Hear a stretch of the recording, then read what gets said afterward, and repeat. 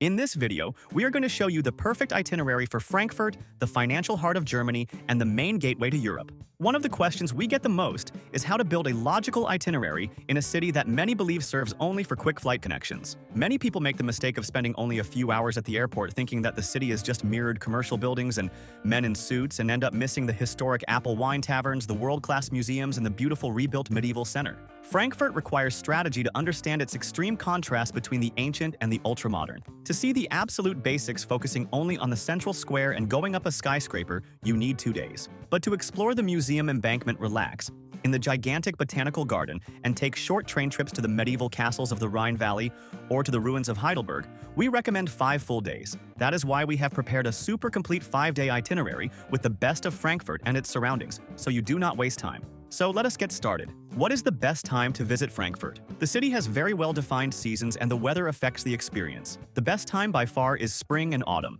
especially the months of May, June, September, and October. This is when the days are pleasant for walking the parks, gain vibrant colors with golden leaves or flowers, and it is neither too hot nor too cold. Summer in July and August is hot. Thermometers can hit 86 degrees Fahrenheit. The city boils with festivals on the banks of the main river, and locals gather on the grass to drink until the sun goes down late at night, but hotels get more expensive. Winter from December to February is harsh and very gray, getting dark around 4 in the afternoon. However, December brings the magic of one of the largest and oldest Christmas markets in all of Germany, filling the city with lights and mulled wine. And how many days to stay? The number one mistake is underestimating the destination. The recommended minimum is 2 to 3 days for the city itself. The ideal is 5 days to do everything very calmly and include train trips to the charming neighboring historic cities. Now let us get to the day by day. Day 1. The historic center and the Iron Footbridge. Arrive through the gigantic Frankfurt airport and take the urban train lines S8 or S9 straight to the central station. The trip takes about 15 minutes and is the cheapest way to get to the city. Check in and start the tour at Romerberg Square, the heart of the Old Town. The half-timbered houses with exposed wooden beams are beautiful, and the city hall called Romer has been operating in the same complex for over 600 years. This entire area was meticulously rebuilt after the war. Walk to the Cathedral of St. Bartholomew, an imposing Gothic church made of red stone where dozens of Roman emperors were crowned. Go down to the banks of the main river and cross the Eiserner Steg, the famous iron footbridge exclusive for pedestrians, which is crowded with love padlocks. The view of the river crossing the city with modern buildings in the background is the true postcard of Frankfurt. For dinner, cross the river to the Sachsenhausen neighborhood. Enter a super traditional tavern like Adolf Wagner or Atschel to drink the famous apple wine served in ceramic jugs and taste the main dish of the region, the green sauce with potatoes and eggs. Staying in a good region will make your trip much easier. The strategy in Frankfurt is to stay close to public transport and avoid very dark and poorly frequented streets at night. The first option, and the most practical, is the historic center or the Hauptwache Square region. You do everything on foot. You are in the middle of history and commerce, but it is the area with the highest prices. The second option is the Sachsenhausen neighborhood across the river. It is the bohemian neighborhood perfect for those who want to go out at night walking and enjoy the bars and taverns. The third option is the West End neighborhood. It is luxurious close to nature and extremely quiet. The fourth option is to stay around the central station, the Hauptbahnhof. It is unbeatable for taking day trips by train and is much cheaper, but requires care as some streets house the red light district, and the region can be quite heavy at night. Always stay on the main avenues. We created this personalized map that explains exactly which is the best region. Staying in the historic center or in Sachsenhausen, you cannot go wrong. We will leave here on the screen QR code and in the video description the link to this map.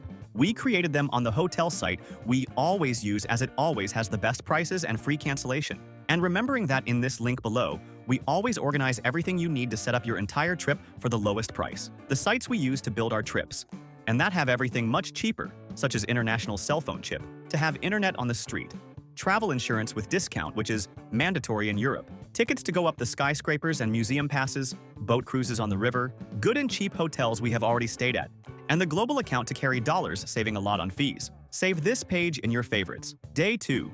Heights, shopping, and world-class museums. In the morning, go straight to the main tower. Frankfurt is the only German city with a skyline of skyscrapers. The main tower is the only commercial building with an observation deck open to tourists. Take the elevator up 650 feet and have a wonderful 360-degree view of the entire city. Go down and walk a few blocks to Zeil Street, the most famous shopping pedestrian street in the country. Enter the My Zeil Mall to admire the architecture with a glass tunnel that sucks in the facade and ride the longest escalator in Germany. For lunch, go to the Kleinmarkthalle, a vibrant municipal market. The great local classic is to get in line at Mrs. Schreiber's stall and eat the true hot and juicy beef sausage accompanied by hard bread and mustard. In the afternoon, cross the river again and go to the Museum Zufer, the museum embankment, which is an avenue with more than 15 spectacular institutions. Choose the Stadel Museum, which holds more than 700 years of European art with fantastic works by Monet, Rembrandt, and Picasso. Day 3.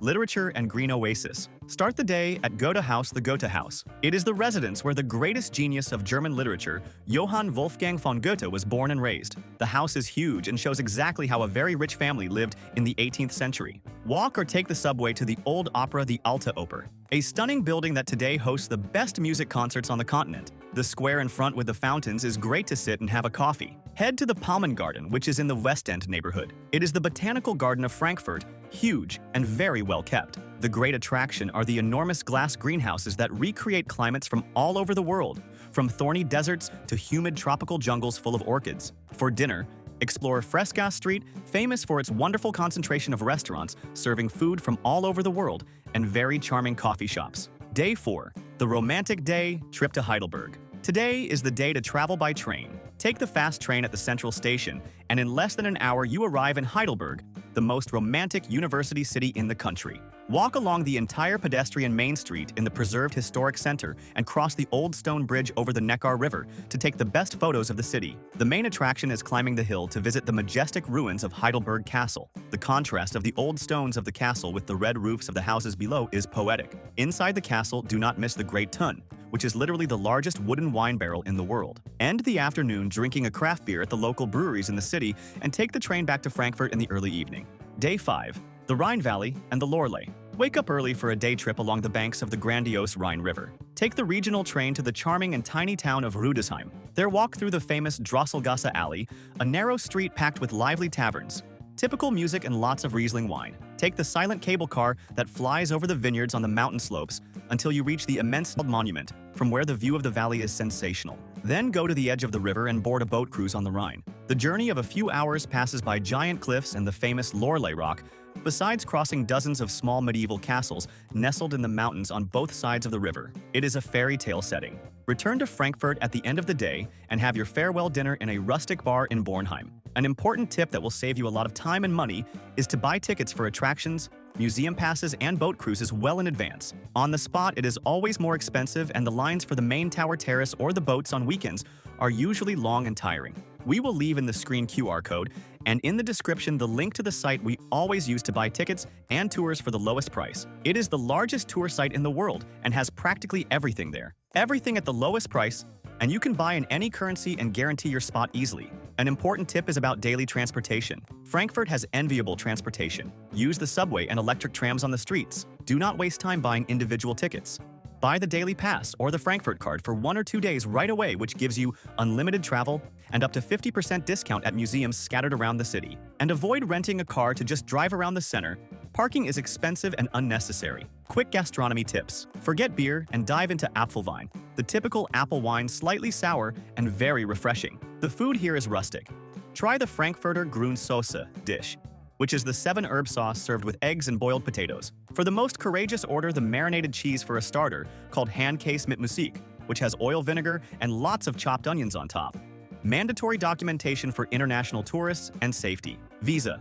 Most Western citizens do not need a visa for tourism for up to 90 days, but be aware that Europe will start requiring the electronic authorization soon, so check before the trip. Valid passport is essential. Travel insurance. To enter any country in the Schengen area, international travel insurance is required by law and must cover at least 30,000 euros in health expenses. Immigration at Frankfurt Airport is known for being very serious, and they ask for the policy quite frequently. We never travel without it, and in the link in the description there is the comparator we use. Safety. Frankfurt is super safe. Just avoid walking unnecessarily through the secondary streets attached to the central station late at night, due to the strong presence of users and adult commerce. Outside of their walk, relaxed. And how much does it cost to eat? Germany has very fair prices when compared to London or Paris. Eating a very well-served dish in a traditional tavern with a glass of apple wine costs about $16 to $25. Quick sausage meals at the markets cost only $5 or $6. And what to do at night? The cobbled Klappergasse Street in the old part of the Sachsenhausen neighborhood has dozens of bars glued to each other and is the best place to drink cheap and meet people. If you prefer something more modern and focused on elegant cocktails, the West End region and the northern neighborhoods offer incredible refined bars. If you liked this detailed itinerary, like the video and subscribe to the channel. Thank you very much and safe travels.